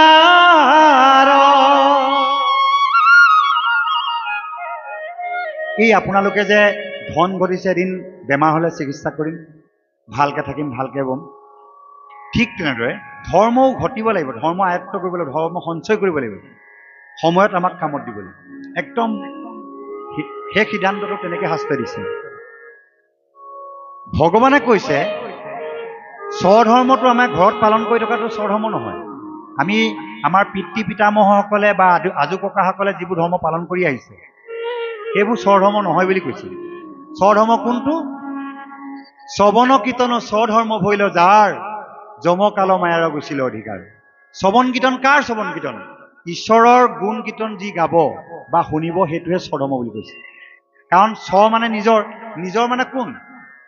এতিয়া মোৰ দেউতা এই লেপাই গাঁৱৰ আমুক বোলে, সেইজন মোৰ নিজৰ নহয়, এই জন্মটোতহে তেওঁ মোৰ পিতৃ। আজি মই এইখন গাঁৱৰ মোৰ যিজন পিতৃ আছে এই জন্মৰে, আগৰ জন্মতো বহু পিতৃ এৰি থৈ আহিলোঁ, আৰু পাছতো আকৌ জন্ম ল'বলৈ বহুত পিতৃ পাম আমি। এইজন শেষ পিতৃ নহয়, ভগৱান আমাৰ পিতৃ বুলি কৈছে। ঘোষা শাস্ত্ৰত মাধৱদেৱে লিখিছে, তুমি নিজ পিতৃ গুৰু ইষ্ট মূৰ, মই মন্দমতি ভৈলো হে অচুৰ। ভগৱানহে আচল পিতৃ বুলি কৈছে। তেওঁ যদি আমাৰ পিতৃ হয়, তেওঁ আমাৰ নিজৰ হ'ল, আৰু নিজৰ ধৰ্ম কোনটো হ'ব? তেওঁক সেৱা কৰাটো ধৰ্ম হ'ব। তেওঁক ধৰ্ম সেৱা কৰাটো আমাৰ নিজ ধৰ্ম বুলি কৈছে, স্বধৰ্ম বুলি কৈছে। স্ব মানে নিজৰ, ধৰ্ম মানে আমি পালন কৰাটো। এতিয়া আমাৰ দেউতা বা আজু ককাই তেতিয়াহে গতি পাব, আমাৰ গুৰুসকলেও তেতিয়াহে গতি পাব, আমিও তেতিয়াহে গতি পাম। আমাৰ নিজৰ পিতৃ কোনজন? ভগৱান কৃষ্ণ, যাৰ চৰণ চিন্তা কৰিলে, যাৰ গুণনাম গালে আমি স্বধৰ্ম পালন কৰা হ'ব। আৰু শ্ৰৱণ কীৰ্তন কৰাৰ লগে লগে আমাৰ কি কি ভয় নাইকিয়া হ'ব? যমৰ ভয়ৰ পৰা আমি মুক্তি পাম। কাল, আমাৰ সময়ে কিছুমান ভয় খুৱায়, কোনোবাই মাৰিম কয়, কোনোবাই ধৰক আমাক ডকাইত কৰি লৈ যাম বুলি কয়, কোনোবাই আমাক ঘৰৰ সকলোকে অপহৰণ কৰি লৈ যাম বুলি কয়। এইবিলাক ভাৱনাৰ পৰা কাল সময়ৰ কিছুমান তাপৰ পৰা আমাক ৰক্ষা কৰিব। যমকাল মায়াৰ গুচিল অধিকাৰ, এইবিলাকৰ পৰা ৰক্ষা পাম। সেইকাৰণে কুলধৰ্ম আৰু স্বধৰ্মটো নিজেই পালন কৰিবলৈ কৈছে।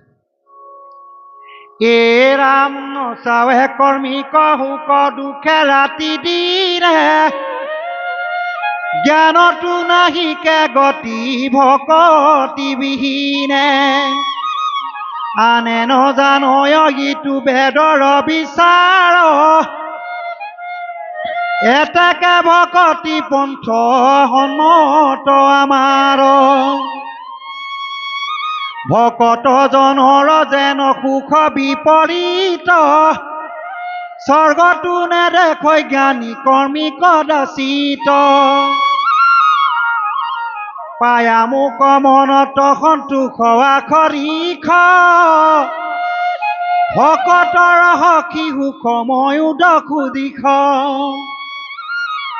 এতিয়া কি ক'লে শুনক, যিজন মহাভকত যি ঈশ্বৰ চিন্তাত থাকে, পায়া মুখ্য মনত সন্তোষ আখৰিক, সেইজনক আপুনি লেলেয়া গু অকণমানে চাহ দিলেও সন্তোষ মনে খাব, 10 বিধ মিঠাই চাহ দিলেও সন্তোষে খাব। কিন্তু যদি অসন্তোষীয়া মানুহ এজনক আপুনি বিভিন্ন বস্তুৰে, স্বাদিষ্ট বস্তুৰে দিয়ে নহয়, এইটো বেয়া হ'ল সেইটো বেয়া হ'ল বুলি ক'ব। কিন্তু সন্তোষ যিজনে নিজৰ জীৱনলৈ আয়ত্তলৈ আনিলে তেওঁক যিয়ে নিদিয়ক য'তে ত'তে সন্তোষে থাকিব। আৰু ইয়াত কি কৈছে যে জ্ঞানতো নাহিকে গতি ভকতিবিহীন, আনে নজানয় এইটো বেদৰ বিচাৰ, এতেকে ভকতি পন্থ সন্মত আমাৰ। ভকতৰ সখী সুখ ময়ত সুদিক বুলি কৈছে। ভকতজনৰ চাৰিওফালে সুখেই সুখ। কাৰণ কোনোবাই মাৰিম বুলি ভাবিলেও তেওঁ এটা কথা ভাবে যে ভগৱান মোৰ লগত আছে, মাৰিলে মাৰি দিব, কি ভয় কৰিবলগীয়া কথা আছে, এদিনটো মানুহ মৰিবই। আজি যদি সি মাৰিলেও মৰিম, বেমাৰ হৈ মৰিলেও মৰিম, বুঢ়া হৈ মৰিলেও মৰিম। যদি ঈশ্বৰৰ ইচ্ছা আছে, ঈশ্বৰে যদি মোক এনেধৰণেই মাৰিম বুলি ভাবিছে, মাৰক, মোৰ আৰু আক্ষেপ নাই। যেনেকৈ ঈশ্বৰে মোক মৰাৰ কথা চিন্তা কৰিছে, সন্তোষে মই মৰিব বিচাৰিছোঁ। যেনেকৈ পৰীক্ষিতক সাপে কুটি মাৰিম বুলি কোৱাৰ পাছতো ভাগত শুনাৰ পাছত তেওঁ সন্তোষ লাভ কৰিলে, আৰু সাপে কুটি মৰিম বুলি কোৱাৰ পাছতো শুনাৰ পাছত তেওঁ কোনো দুখ যান্ত্ৰণা একো নাহিল। তেওঁ সন্তোষে সাপক মাতিছে, আহক মোক খুটি মাৰক, মই এতিয়া সন্তোষ হৈ গ'লোঁ, ঈশ্বৰৰ চিন্তাত নিমগ্ন হৈ গ'লোঁ। সকলো ফালৰ পৰা এই সুখেই সুখ আহিলে, দুখ যান্ত্ৰণাবিলাক নাইকিয়া হৈ যাব। অ ৰাম জানি মোক ভকত সকলে দেখে মিছা, ইন্দ্ৰ ব্ৰহ্মা পদ কোন কৰে মনে ইচ্ছা। মুকুতি পৰম পদ তাতো এৰিছ দাই, মই বিনে ভকতি প্ৰিয় আন নাই। ভকতসকলক কোনোবাই প্ৰলোভন দিলেও কেতিয়াও প্ৰলোভনত নাযায়, কাৰণ তেওঁ জানে যে ভগৱন্তই মোক নিজৰ ঠাইলৈ নিবই। কি ঠিক, যেনেকৈ মানুহে কেতিয়াবা কিবা খোৱা বস্তুত কিবা তন্ত্ৰ কৰিয়ে হওক বা অচেতন হোৱা বস্তু খুৱাই পিনাই মানুহক মানে ঠগি দিয়ে বা মাৰি পেলায়, ঠিক তেনেদৰে সৎ ব্যক্তিসকলে কোনোবাই প্ৰলোভন দিব বুলি কেতিয়াও সেইবিলাকত মানে মন প্ৰাণ দিন থাকে। তেওঁলোকে ঈশ্বৰত বিশ্বাস ৰাখে, ঈশ্বৰে সত্য বুলি ভাবে, কাৰোবাৰ প্ৰলোভনত ভুল কৰি যি টি বস্তু নাখায়, যি টি বস্তু দিলেও গ্ৰহণ নকৰে। সেই পৰ্যায়টো পাবলৈ হ'লে ভকত হ'ব লাগিব। অ ৰাম মুকুতি পৰম পদ তাতো এৰি দাই, মই বিনে ভকতৰ প্ৰিয় আন নাই। ব্ৰহ্মা হৰষ লায়ুধ লক্ষ্মী প্ৰিয় জায়া, পৰম সুন্দৰ মূৰ দেখা কোন কায়া। অধিক হবাতে তুমি প্ৰাণ প্ৰিয়তম, নাহি আন বান্ধৱ উদ্ধৱ তুমি হম। ভগৱানে কৈছে ব্ৰহ্মা হৰ শলায়ুত অৰ্থাৎ শিৱ ইন্দ্ৰ আদি দেৱতাসকল বা লক্ষ্মী মোৰ প্ৰিয় হয়, কিন্তু তাতকৈ প্ৰিয় ভকত যিজনে মোক অহনিশে ভাবি থাকে, সেইজন মোৰ অতি প্ৰিয়। এতিয়া আপোনালোকে নিজক প্ৰশ্ন কৰক, আপোনাৰ মানুহগৰাকী আপুনি প্ৰিয় হৈ থাকিব বিচাৰে, আপোনাৰ মানুহজনৰ প্ৰিয় হৈ থাকিব বিচাৰে, ল'ৰা ছোৱালীকেইটা বা আত্মীয় স্বজন মৃত্যু কুটুমৰ প্ৰিয় হৈ থাকিব বিচাৰে, কিন্তু এইটো এটা স্বাৰ্থৰ কাৰণে সম্বন্ধ গঢ়ি আছে। ল'ৰাটোৱে ভাবিছে যে মা দেউতাই জন্ম দিছে, ডাঙৰ দীঘল কৰিবই, কাপোৰ কানি ঘৰ দুৱাৰ গাড়ী ঘোঁৰা দিবই, সেইটো স্বাৰ্থ। মানুহগৰাকীয়ে ভাবিছে মানুহজনে বিয়া কৰি আনিছে, মোক খুৱাই পিন্ধাই মোক লগত ৰাখিবই, সেইটো স্বাৰ্থ। মানুহটোৱেও ভাবিছে যে মানুহজনী আনিলোঁ যেতিয়া তেওঁক ৰান্ধি বাঢ়ি খুৱাই কাপোৰ কানি ধুই দিবই, সেইটো এটা স্বাৰ্থ। চব সম্বন্ধবিলাক স্বাৰ্থই। মৃত্যু কুটুমে ভাবিছে যে মোক বিপদত ৰক্ষা কৰিবই, সহায় কৰিবই, স্বাৰ্থ। মাত্ৰ এটাতেই নিস্বাৰ্থভাৱে ঈশ্বৰৰ লগত সম্বন্ধ কৰিব পাৰিব, সেইটো হৈছে ভক্তিভাৱ। ঈশ্বৰৰ লগত সম্বন্ধ গঢ়ক, যাৰ লগত সম্বন্ধ গঢ়িলে ঈশ্বৰে দেৱতাসকলতকৈ আপোনাৰ প্ৰিয় হৈ পৰিব আৰু আপোনাৰ আপোন হৈ পৰিব। এ ৰাম অধিক সভাতে তুমি প্ৰাণ প্ৰিয়তম, নাহি আন বান্ধৱ উদ্ধৱ তুমি হম। ভকতে জানা মোৰ পৰম বান্ধৱ, ভকত জনৰ মই সুহৃদ উদ্ধৱ। ভকতজনৰ বাদে অন্য কোনো নাই বুলি কৈছে, ভকতহে মই অত্যন্ত প্ৰিয় বুলি কৈছে। মই বিনে ভকতে নিচিন্তে কিছু জ্ঞান, ময়ো ভকতৰ পৰে নজানো। ভকতজনে অকল ভগৱন্তৰ কথা চিন্তা কৰে আৰু ভগৱন্তই ভকতৰ কথা চিন্তা কৰে। যেনেকৈ এগৰাকী মাতৃয়ে কেঁচুৱা হৈ থকা অৱস্থাত কেঁচুৱাটো পৰিব নেকি, কান্দিছে নেকি, কেঁচুৱাই ভোক লাগিছে নেকি বা কিবা হৈছে নেকি, অহনিকে কেঁচুৱাৰ কথা চিন্তা কৰি থাকে। যেনেকৈ ডেকা গাভৰু অৱস্থাত আমি ইজনে আনজনক ভাল পাওঁ, প্ৰেমত পৰোঁ, সেই সময়ত যাক ভাল পোৱা হয় দিন ৰাত তেওঁৰ কথা চিন্তা কৰি থকা হয়। খাওঁতে শুওঁতে উঠোঁতে বহোঁতে প্ৰেমত মজগুল হৈ থাকোঁ। ঘৰৰ মানুহে ক'লেও আমি সেইবোৰ কথা চিন্তা নকৰোঁ। এই প্ৰেম বোলা বস্তুটো এবাৰ ঈশ্বৰৰ নামত খটাই দিয়ক। এই কেঁচুৱাটোৰ প্ৰতি যিটো মৰম, কাৰোবাক ভাল পোৱা যিটো মৰম, সেই মৰমটো ভগৱানলৈ সলনি কৰি দিয়ক।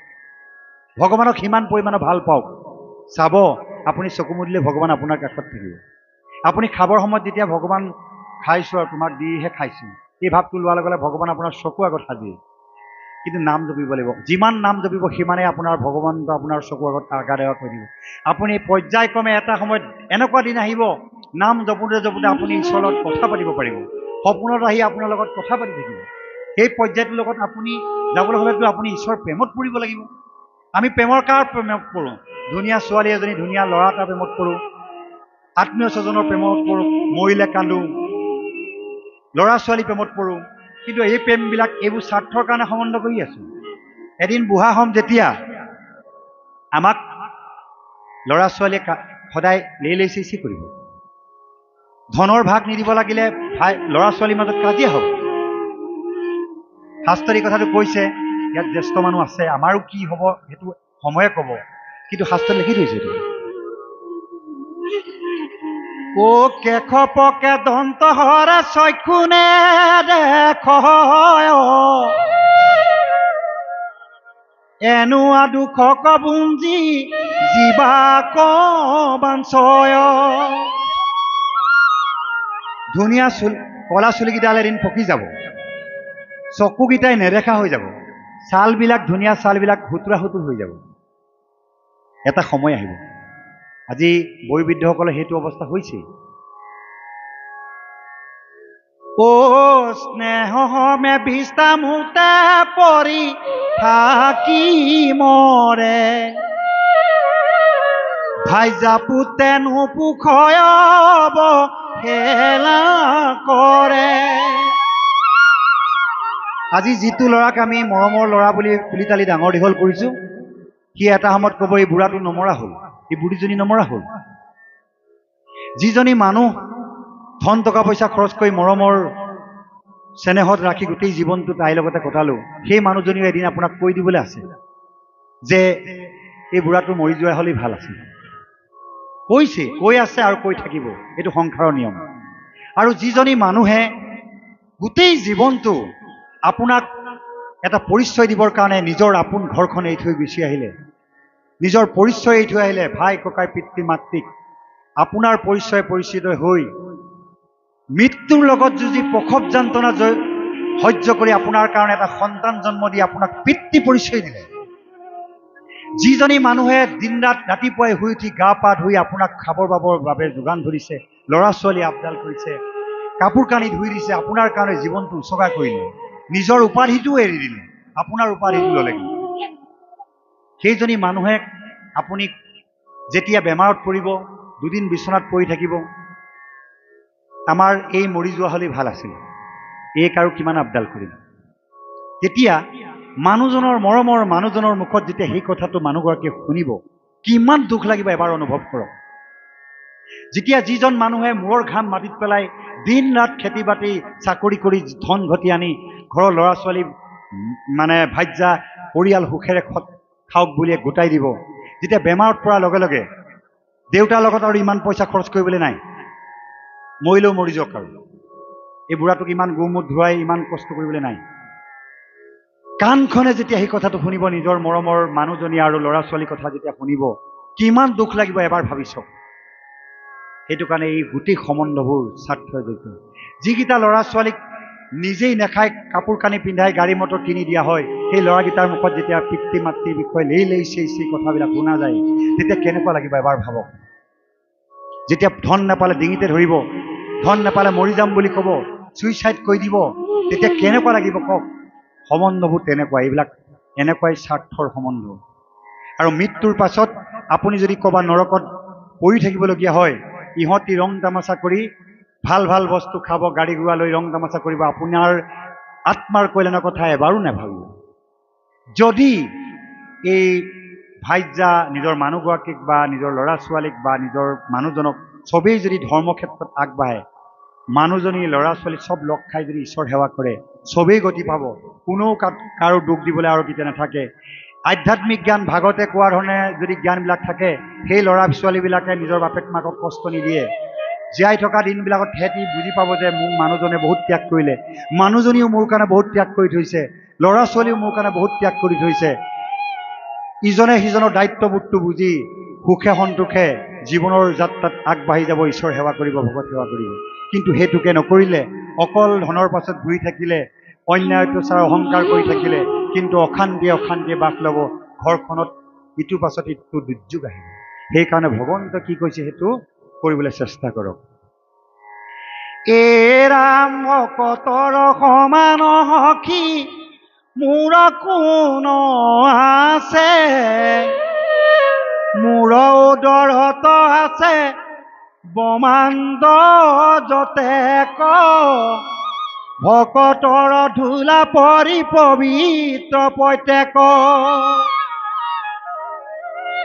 ভগৱানে ভকতক ডাঙৰ বুলি কৈছে। ভগৱানে কৈছে মোৰ হৃদয়ত যিমান ব্ৰহ্মাণ্ড আছে, এই ভকত বৈষ্ণৱৰ পদধূলা পৰি পবিত্ৰ হৈ থাকে। সেইটো কাৰণে ভকতক সদায় ৰাজসু যজ্ঞত ভগৱান কৃষ্ণই নিজেই ভকত বৈষ্ণৱৰ চৰণ ধুৱাইছিল, বেলেগ মানুহক নিয়োগ কৰা নাছিল। আমাৰ মানুহে কি কৰে, মই ইমান ডাঙৰ মানুহ ভকত বৈষ্ণৱক ভৰি ধুৱাম, আৰে আচল পুণ্য কৰ্মটো তাতহে আছে। ভগৱানৰ ঘৰলৈ বিপ্ৰ দামোদৰ যাওঁতে নিজৰ মানুহ মাইকী মানুহ যিগৰাকীক ভৰি ধুৱাবলৈ দিয়া নাই, কোনোবা তেওঁ কৰ্মচাৰীসকলক ভৰি ধুৱাবলৈ দিয়া নাই, ভগৱানে নিজেই ধুৱাইছে। কেলে? যে ভকত ভগৱন্ত, ভকত আৰু ভগৱন্ত এটা মুদ্ৰাৰ ইলুটি শিলুটি। ভগৱন্তই ভকতৰ মুখেদি খায়, ভকতৰ গুণনাম প্ৰচাৰ প্ৰসাৰ কৰি থাকে, ভকতে পিন্ধিলেই ভগৱন্তই পায়। এক্সচেঞ্জ বুলি কথা এটা আছে। বিদেশলৈ গ'লে যেনেকৈ আমি ইয়াৰ ধন নিব নোৱাৰোঁ, তাত ইয়াত ধনটো জমা দি আমি বিদেশত ইংলেণ্ড আমেৰিকাত উলিয়াই ল'ব লাগে। ঠিক তেনেদৰে ইয়াৰ ধন টকা পইচা আমি বৈকুণ্ঠলৈ নিব নোৱাৰোঁ। সেইটো কেনেকৈ আমি এক্সচেঞ্জ কৰিব লাগিব? আমি অনাথসকলৰ কাৰণে, দুখী দৰিদ্ৰ অনাথসকলৰ কাৰণে, ভকত বৈষ্ণৱৰ কাৰণে, ধৰ্মৰ কাৰণে, নামঘৰ মন্দিৰ নিৰ্মাণৰ কাৰণে ইয়াত যদি খৰচ কৰোঁ, আমাক বৈকুণ্ঠত সুন্দৰ আমাৰ বাবে বৈকুণ্ঠ আলয়ত আমাৰ বাবে গৃহ নিৰ্মাণ কৰি ৰাখিব। ভগৱন্তই আদৰি নি সুন্দৰভাৱে ৰখাৰ ব্যৱস্থা কৰিব। এই ধনৰ এক্সচেঞ্জটো কেনেকৈ কৰিব লাগিব? সেইকাৰণে সদাশয় ব্যক্তিসকলক জীৱনত যদি 2 টকাও ইনকম কৰিছে, তাৰে 1 টকা ধৰ্ম কাৰ্যত দিবলৈ অনুৰোধ জনোৱা হৈছে। ভাগৱত শাস্ত্ৰৰ মত ভগৱান কৃষ্ণই কৈছে। আৰু এটা কথা কৈছে কি, ভকতৰ ধূলা পৰি পবিত্ৰ প্ৰত্যেক। ধৰ্ম কাৰ্য ল'ৰা ছোৱালীয়ে কৰিব, মাইকীয়ে কৰিব, কোনোবা এজনে কৰিব, ঘৰৰ কাম কৰা ল'ৰাটো কৰিব বুলি নহয়। ৰজা জয়ধ্বজে তেওঁৰ গোসাঁই ঠাই অৰ্থাৎ মন্দিৰ ভাগ তেওঁ কৰ্মচাৰীক কৰিবলৈ দিয়া নাছিল, নিজৰ ল'ৰা ছোৱালী নিজৰ পৰিবাৰক লিপা গোচা কৰি কৰিবলৈ দিয়া নাছিল, নিজেই কৰিছিল। কাৰণ ধৰ্ম সদায় নিজৰ, নিজেই লিপি গুচি নিজৰ ধৰ্ম ধূপ ধূনা জ্বলাইছিল।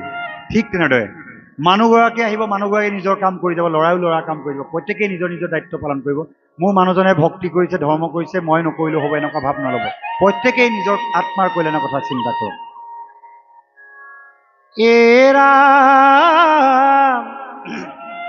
উত্তম ভক্তৰ কথা থাকো সম্পত্তি, সামান্য ভকত তৰে শুনা মহামতি। লোভে মোহে কাম কোধে বিষয় কুখে, নুচুয় মোৰ ভকতক একো দুখে। আপোনালোকে চাব, পদুম ফুল পাহত বোকা নালাগে। বোকাত যদি এনেকৈ গুজিও থাকে, বোকা লগাই থাকিলেও তাত বোকা নালাগে। ঠিক তেনেদৰে ভকতক পদুম ফুলৰ লগত তুলনা কৰিছে। ভকতজনে কিবা ভুল কৰিলেও ভগৱন্তৰ নামৰ যোগেদি শুদ্ধ হৈ যাব পাৰিব, কিন্তু অহংকাৰী পাপীজনে নাম নোলোৱাকৈ শুদ্ধ হ'ব নোৱাৰিব।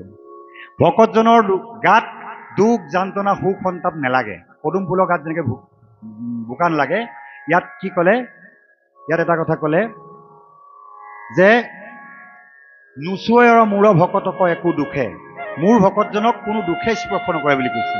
তেনেহ'লে আপোনালোকে ভকত হ'বলৈ যত্ন কৰক। একেদিনাই নোৱাৰিলে এবছৰ নোৱাৰিলে 10 বছৰত কওক, কিন্তু ভকত হ'বলৈ চেষ্টা কৰক, ঈশ্বৰৰ নাম লওক। অ ৰাম হামাই নভকতিয়াতি একো হেনো চাৱে, ভকতক পালয় পুত্ৰক যেন মাৱে। মাকে যেনেকে পিতেকক পালন কৰে, বাপেকে পালন কৰে, ঠিক তেনেকে ভকতসকলেও ভকতসকলক পালন কৰে বুলি কৈছে। ভকতক পালয় পুত্ৰক যেন মাৱে, ভকতি মহতক হিয়া নপহিমা, ভকতিৰ শুনা সখী আচৰ্য মহিমা। এতিয়া ভকত, এই যেনেকৈ কিছুমান মানুহে সাধনা কৰিলে দেৱতাবিলাকক দেখি থাকে, সেইজনেহে দেখে, অন্য নেদেখে। এই ভকতসকলৰ আশ্চৰ্য আৰু মহিমা দিনক দিনে বৃদ্ধি পায় বুলি কৈছে। কৰৈ মুত ভকতি জয় দপি দুষ্ট চিতে, দহয় পাতকে তাৰ তথাপি তৰিতে, একো এনবাছে পাপ পুণ্য যত আছে, যেন মহাবৰ্ণী কেঞ্চা শুকান নবাছে। জুয়ে যেনেকে শুকান কেঁচা একো নেবাছে, জুই সকলোতে জ্বলে, ঠিক তেনেদৰে ভগৱানৰ নামৰ পাপী আৰু মহাভক্ত কোনো পাৰ্থক্য নাই। যদি পাপীজনেও ভগৱন্তৰ নামবিলাক লৈ থাকে, তেওঁ পাপবিলাক নাশ হৈ ভগৱন্তৰ ৰাজ্যত প্ৰৱেশ কৰিব পাৰিব বুলি কৈছে। খালি দুদিনমান দেৰি হ'ব। যেন ক্ষুদ দেৱতাত যদি নেদৈমতী, মহাদুৰাচাৰো কৰৈ আমাত ভকতি, হেহি হে পৰম সাধু জানা মহাক্ষয়, যিহেতু আমাক মাত্ৰ কৰিলে নিশ্চয়। আৰু অকণমান সময় পাছতে এই পাঠ সামৰণি পৰিব, অকণমান ধৈৰ্য ধৰক। যিহেতু পাঠ ব্যাখ্যা অনুষ্ঠানবিলাকত বুজিবৰ কাৰণে কোৱা হয়, অকণমান বুজাই নক'লে আপোনালোকৰ কালিলৈৰ পৰা হয়তো ধৰক অবিৰত চলিব, এই এনেকুৱা কথাবিলাক আৰু নোলাব। বাৰু যি কি নহওক, ৰাম একোৱে নোচোৱে পাপ পুণ্য কলে বৰ, পৰম মুক্তিৰ পাত ভৈল সিটো নৰ, পুতকি পণ্ডিতে যদি নমানে ইহাক, ধুল কোবাই উদ্ধবাহ খন্দা তাৰ বাক। ইয়াত এতিয়া সাংঘাতিক মেছেজ এটা দিছে, এই মেছেজটো শুনক।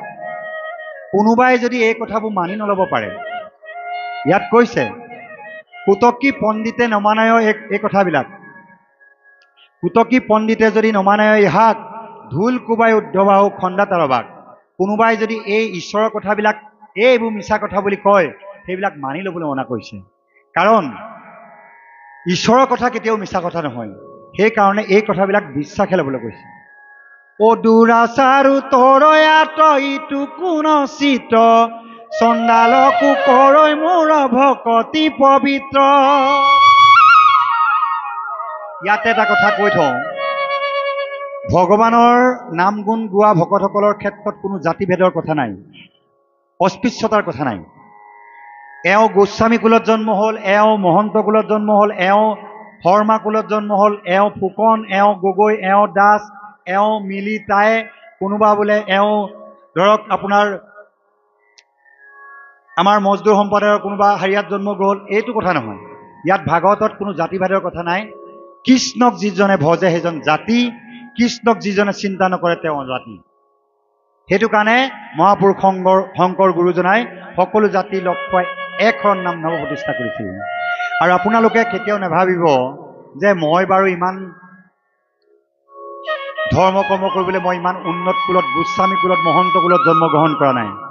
যদি মহন্ত কুলত জন্মগ্ৰহণ কৰাৰ পাছত যদি তেওঁ নাখাবলগীয়া বস্তু খায়, নকৰিবলগীয়া কৰ্মবিলাক কৰে, তেওঁ গোস্বামী বা মহন্ত হ'ব নোৱাৰে। মহন্ত সেইজনক কৈছে যাৰ গাত মহৎ গুণ আছে। আপুনি ময়ো যদি আমাৰ গাত মহৎ গুণ সৃষ্টি কৰিব পাৰোঁ, ঈশ্বৰৰ গুণনাম গাব পাৰোঁ, আপুনিও এজন মহৎ ব্যক্তি হিচাপে পৰিগণিত হ'ব।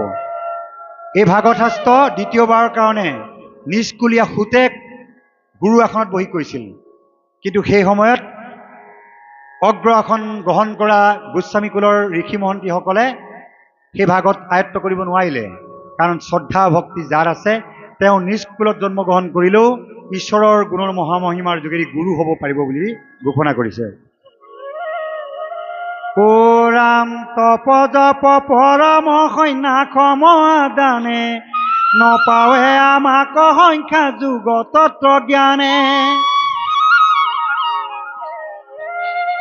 এই ৰাম কেৱলে ভকতি মাত্ৰ মোক কৰৈ বৈশ্য, পখিলো উদ্ধৱ ইটো তোমাতৰ শস্য।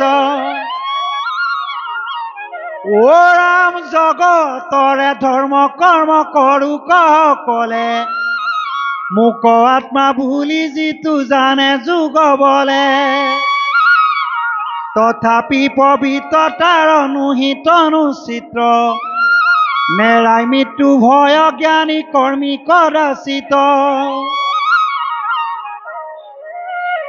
এ ৰাম প্ৰেম ভকতিৰ চিহ্ন শুনি উদ্ধৱে, হৰি হৰি বোলন্তে লুতক যাৰ চৱে। আমি কোনোবাই ঠগিলে, আত্মীয় স্বজন মৰিলে কান্দো, কিন্তু ঈশ্বৰৰ কাৰণে কান্দিবলৈ কৈছে। আপোনালোকে আজিৰ পৰা এটা কথা চিন্তা কৰক, ঈশ্বৰৰ লগত প্ৰেমৰ সম্বন্ধ গঢ়ক।